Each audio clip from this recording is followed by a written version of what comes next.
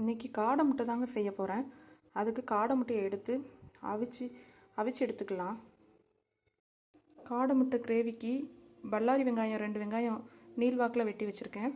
கொஞ்சம் கருவேப்பிலை, கொஞ்சம் தக்காளி 2 தக்காளி அளவு, ஒரு பச்சை மிளகாய், கொஞ்சோண்டு இஞ்சி பூண்டு பேஸ்ட்டு, ஏலக்காய், பெருஞ்சீரகம், கொஞ்சோண்டு இலை, இது கொஞ்சம் எடுத்து வச்சுருக்கேன்.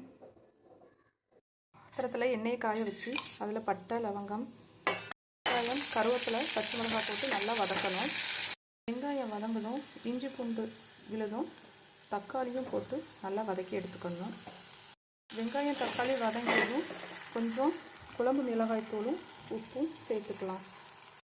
பச்சை வாசனை போனதும் அதில் முட்டையை நம்ம தோடெல்லாம் க்ளீன் பண்ணி வச்சுருந்தா அந்த முட்டையும் சேர்த்து எடுத்துக்கிட்டோம்.